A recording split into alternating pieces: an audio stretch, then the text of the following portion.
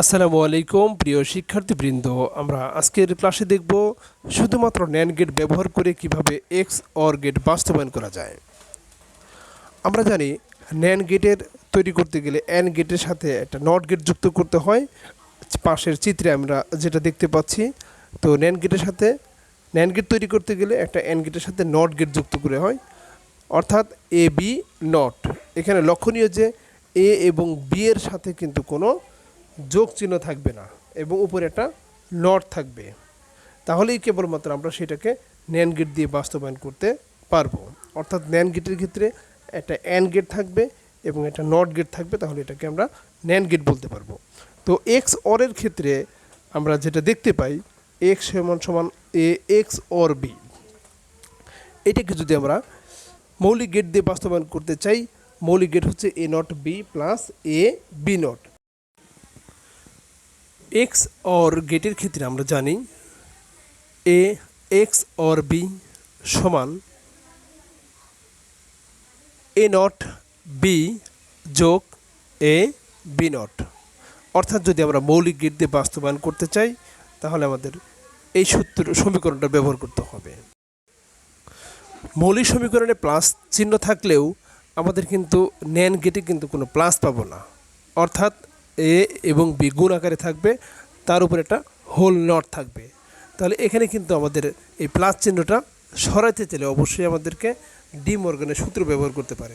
একমাত্র ডি মর্গানের সূত্র ব্যবহার করেই প্লাসকে গুণ করতে পারি এবং গুণকে প্লাস করা সম্ভব। এক্স অর গেটের মৌলিক সমীকরণকে যদি ডি মর্গান করতে চাই, সেক্ষেত্রে অবশ্যই ডাবল বার দিতে হবে।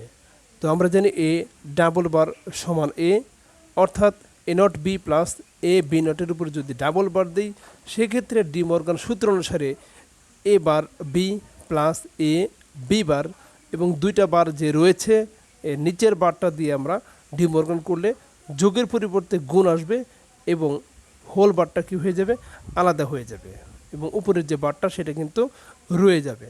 তাহলে আমরা এখানে যেটা দেখতে পাচ্ছি, প্রত্যেকটাতেই কিন্তু আমরা ন্যান্ড গেট পেয়ে গেছি।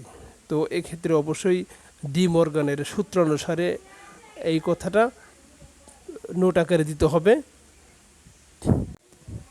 ডি মর্গানের সূত্র ব্যবহার করার পরেই কিন্তু আমরা যে সমীকরণটা পাচ্ছি, এখানে প্রত্যেকটা রাশিতে কিন্তু ডি মর্গান ন্যান্ড গেট পাচ্ছি, অর্থাৎ এ নট বি এর উপরে হোল নট, এটা একটা ন্যান্ড গেট, তারপরেরটা ন্যান্ড গেট, এবং দুইটা মিলেও যদি আমরা দেখি তাহলে কিন্তু সেটা ন্যান্ড গেট হয়ে যাচ্ছে। তাহলে ন্যান্ড গেট বাস্তবায়ন করতে গেলে অবশ্যই আমাদেরকে এই পর্যন্ত গাণিতিক কাজ করতে হবে। এরপরে এই সমীকরণটা থেকে আমরা লজিক সার্কিট অঙ্কন করব।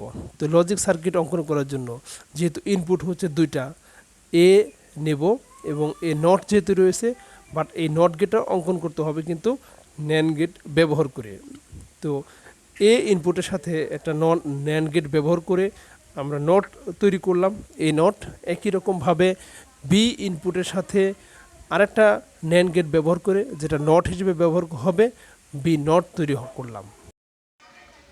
এই সমীকরণকে যদি আমরা লজিক গেট দ্বারা অঙ্কন করি, তাহলে প্রথমে পাবো এ নট বি, এ নট থেকে একটা ইনপুট, বি থেকে একটা ইনপুট নিয়ে অ্যান্ড গেট যুক্ত করে দেবো, এবং উপরে যেহেতু একটা নট রয়েছে এর সাথে একটা নট যুক্ত করে দেব, তার মানে এটা কিন্তু ন্যান্ড গেট পেয়ে গেলাম।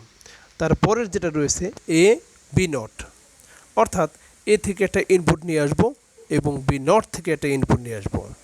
বি নট থেকে যদি একটা ইনপুট নিয়ে আসি, দুইটা গুণ আকারে আছে, একটা অ্যান্ড গেট দিয়ে যুক্ত করব, এবং এর উপরে একটা হোল বার রয়েছে, আমরা একটা নট দিয়ে দিব। এক্ষেত্রে কিন্তু দুইটাই ন্যান্ড গেট পেয়ে গেছি। সবশেষে দুইটা গেটই কিন্তু আবার গুণ আকারে আছে, এই জন্য একটা অ্যান্ড গেট দিয়ে দেব, এবং একেবারে শেষের দিকে যেহেতু একটা নট রয়েছে এবং এটাকে একটা নট যুক্ত করে দেব, অর্থাৎ প্রত্যেকটা গেটই কিন্তু আমরা ন্যান্ড গেট হিসেবে পেয়ে গেছি। এভাবেই শুধুমাত্র ন্যান্ড গেট ব্যবহার করেই এক্স অর গেটকে আমরা বাস্তবায়ন করতে পারি। অর্থাৎ আমাদের কাছে যদি এক্স অর গেট নাও থাকে, তাহলে কিন্তু আমরা শুধুমাত্র ন্যান্ড গেট ব্যবহার করেই এক্স অর গেট বাস্তবায়ন করতে পারি। তো বন্ধুরা, আশা করি বুঝতে পেরেছি কীভাবে শুধুমাত্র ন্যান্ড গেট ব্যবহার করেই এক্স অর গেট বাস্তবায়ন করতে হয়। ধন্যবাদ সবাইকে, ভালো থাকবেন।